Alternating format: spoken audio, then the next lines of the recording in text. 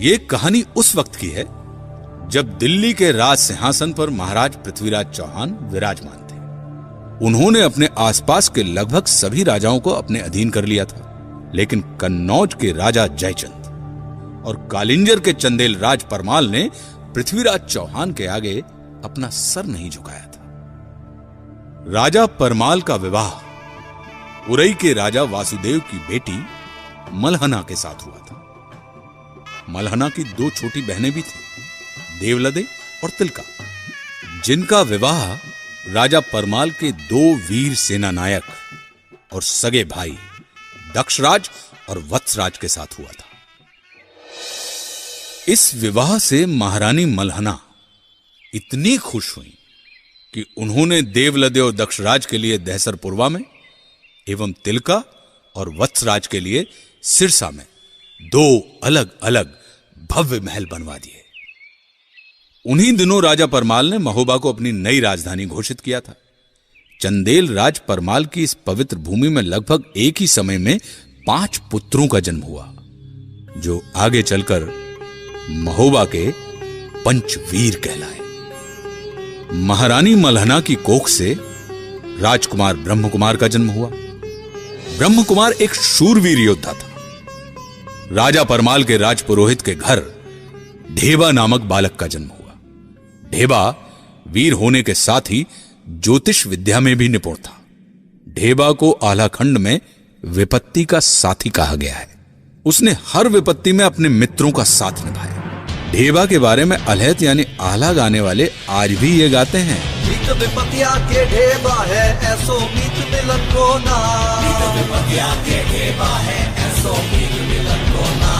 विपत्ति के मित्र ढेबा हैं और ढेबा जैसे मित्र आसानी से मिलते नहीं। इधर सिरसा में तिलका ने मलखान नाम के एक पुत्र को जन्म दिया। कहते हैं कि मलखान का शरीर वज्र की तरह कठोर था और युद्ध भूमि में वो अंगद की तरह पांव जमा कर लड़ता था। क्या पांव पिछाड़ी तैन न जाने जंगा टेक लड़े मलखान, यानी पांव को पीछे नहीं जाने देता था और अपनी जांघों को टेक कर लड़ता था मलखान। इधर दहसरपुरवा में देवलदे ने भी एक पुत्र को जन्म दिया, जिसका नाम आल्हा रखा गया। आल्हा के बाद देवलदे एक बार फिर से गर्भ से हो गई और तभी जब वो गर्भ से थी तो एक दिन मांडोगढ़ के बघेल राजा ने महोबा पर आक्रमण कर दिया। इस आक्रमण के लिए कोई तैयार नहीं था। इस आक्रमण ने महोबा के इतिहास में जोड़ दिया एक नया पन्ना। इस आक्रमण ने एक नए समीकरण को जन्म दिया। मांडवगढ़ के बघेल राजा ने महोबा पर आक्रमण कर दिया और चंदेल राज परमाल के भाई दक्षराज और वत्सराज को कैद कर लिया। उन्हें बंदी बनाकर वो मांडवगढ़ ले गया। लेकिन इस पर भी बघेल राजा की क्रूरता का अंत नहीं हुआ। उसने दोनों भाई दक्षराज और वत्सराज को मारकर उनका सिर बरगद के वृक्ष पर टांग दिया। आज भी अलहत उल्लेख करते हैं कि टंगी खुपड़िया है बरगद पर बरखा सहे शीत और घाम, और आधी रतिया की बेला में रोबे लई अला को नाम। पिता की मृत्यु के कुछ महीने बाद ऊदल का जन्म हुआ। कहते हैं यही दिन जन्म हुआ ऊदल का, धरती धसी 2.5 हाथ। यानी जिस दिन ऊदल का जन्म हुआ उस दिन धरती ऊदल के भार से 2.5 हाथ यानी 2.5 हाथ धस गई। लेकिन ऊदल की माता देवलदे खुश न थी। मत दो इसे मेरी गोद में, कुल नाशक है ये। देवलदे, एक माँ होकर अपने बेटे के लिए ऐसी बातें मुंह से नहीं निकालनी चाहिए। यदि ऐसा नहीं होता मलहना, तो पेट में आने के 3 महीने बाद इसके पिता की मृत्यु नहीं हो जाती। इसमें इस बच्चे का क्या दोष? ये तो नियति है। जिस पुत्र ने अपने पिता का मुंह नहीं देखा, जिसके जन्म लेते ही धरती 2.5 हाथ नीचे धस गई, वो कुलनाशक नहीं तो और क्या है? कहो ना। देवलदे, तुम कटु हो गई हो। तुमसे बहस का ये उचित समय नहीं है। मलहना, जब आप समझ ही चुकी हैं, तो मुझे अकेले छोड़ने का कष्ट करें। हाँ, बिल्कुल। आज से मैं इस बच्चे की माँ हूँ, अपने साथ ले जा रही हूँ इसे। पर एक बात याद रखना देवलदे, आगे चलकर यही बालक राज्य का नाम रोशन करेगा और अपने पिता की मौत का बदला लेगा ये धर्म की माता है मालंदे जो उदल को दियो बचाए।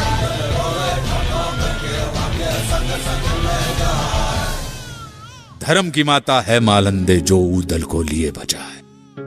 राजा परमाल ने महोबा के इन 5 वीर आला, ऊदल, मलखान, ब्रह्मकुमार और ढेबा को एक साथ पढ़ाया लिखाया तथा अस्त्र शस्त्र को चलाने की कला से रूबरू कराया।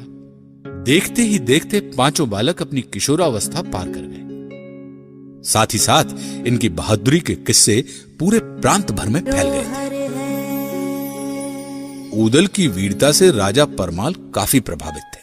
एक दिन वो अपने राज दरबार में बैठकर ऊदल की वीरता की चर्चा अपने सभासदों के सामने कर रहे थे। आला, ऊदल, मलखान, ब्रह्मकुमार और ढेबा, ये 5 इस आयु में भी बड़े बड़े योद्धाओं से कम नहीं हैं। और ऊदल की तलवार और युद्ध कौशल का तो क्या कहना। वाह! कि तभी आला ऊदल का मामा माहिल वहां आ पहुंचा।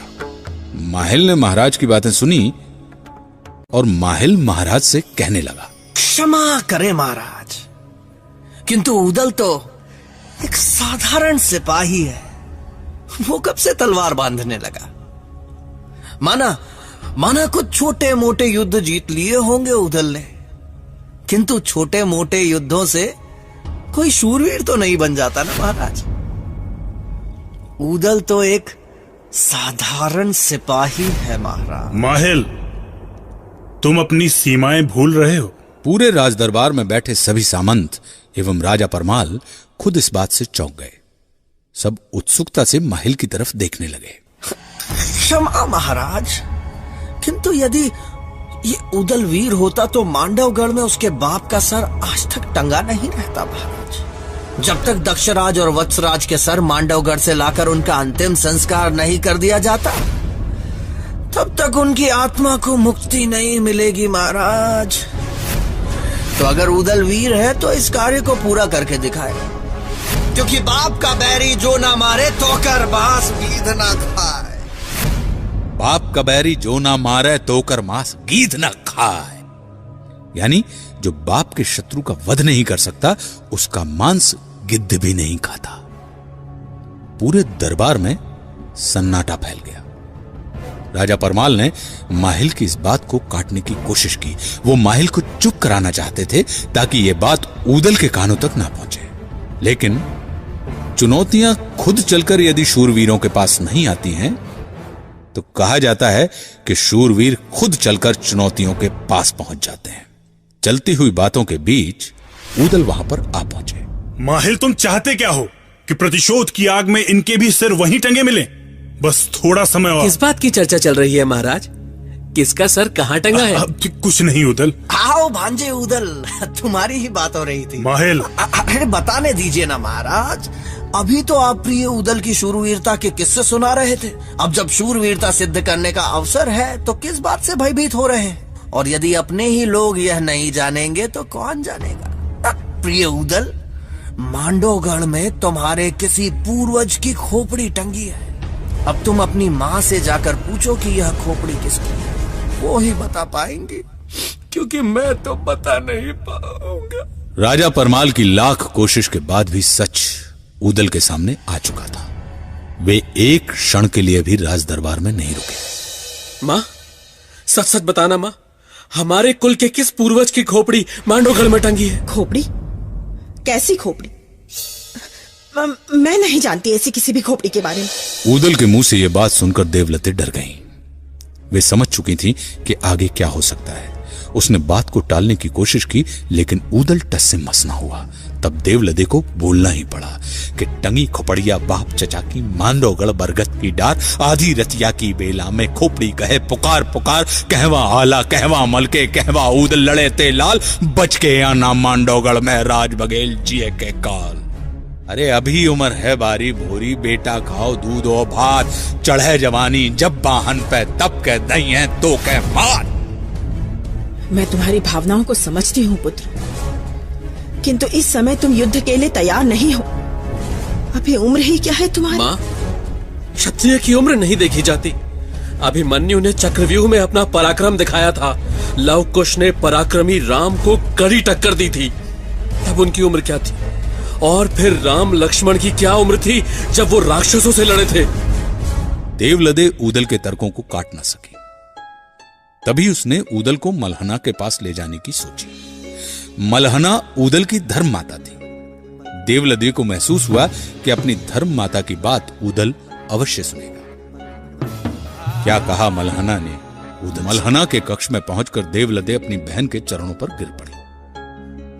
मलहना को सारी घटनाओं की खबर पहले ही मिल चुकी थी। उसने देवलदे को ऊपर उठाया और अपने पास बैठाया। फिर उसने ऊदल की ओर देखा।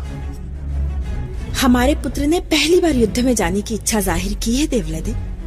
हमें उसे रोकना नहीं चाहिए। अपने प्राण का मोह तो कायर और मूर्ख करते हैं। इस संसार में जितने दिन के लिए जो आया है, विधाता भी उससे वो दिन छीन नहीं सकते। लेकिन एक बात याद रहे बेटा, शत्रु कुछ भी करे, तुम हमेशा धर्म युद्ध करना। मलहना ने ऊदल को धर्म युद्ध के पाठ पढ़ाए। वे ऊदल से बोली कि बेटा, हमेशा धर्म युद्ध करना, कभी किसी से डरना नहीं, शरण में आए व्यक्ति की हमेशा रक्षा करना, बालक, बूढ़े और स्त्री पर कभी हाथ ना उठाना, युद्ध में जिस सैनिक के पास हथियार ना हो उस पर वार मत करना, और भागते हुए सैनिक को तो कभी भी मत मारना, कभी भी शत्रु से पहले हथियार ना चलाना। अपनी धर्म माता की सीख को गांठ बांधकर ऊदल राजा परमाल से आज्ञा लेने के लिए पहुंच गए। राजा परमाल ने मांडोगढ़ में इंतजार कर रही मुसीबतों से ऊदल को अवगत करा दिया। ऊदल, हमारी बात ध्यान से सुनो। मांडोगढ़ लोहे की दीवारों से घिरा हुआ है और चारों तरफ गहरी खाई है, और खाई के चारों ओर बबूल के वन। ऐसे दुर्ग को भेदना दुष्कर है। कैसे कर पाओगे? और अभी तुम्हारी उम्र ही क्या है? क्षत्रिय की उम्र ज्यादा होनी भी नहीं चाहिए महाराज। 12 बरस लो कूकर जीवे, 13 लो जिये सियार, बरस 18 छतरी जीवे, ज्यादा जीवे तो धिक्कार। तुम्हारी वीरता पे हमें कोई संदेह नहीं है ऊदल, किंतु भय शत्रुओं की कुनीतियों का है। मैं नहीं जानता कि तुम लोग ये कैसे कर पाओगे, पर इतना जरूर बता सकता हूं कि युद्ध में केवल शक्ति नहीं अपितु युक्ति की भी आवश्यकता होती है। यदि पराक्रम के साथ बुद्धि का भी उचित उपयोग किया जाए तो तुम्हारी विजय निश्चित है। 12 बरस लो कुकर जीवे और 13 लो जिये सियार, बरस 18 छत्री जीवे, ज्यादा जीवे तो धिक्कार। 12 वर्ष की आयु कुत्ते की होती है और 13 वर्ष तक सियार जीता है राजा साहब, लेकिन क्षत्रिय का लड़का यदि 18 वर्ष के ऊपर जी जाए तो उसके जीवन को धिक्कार है।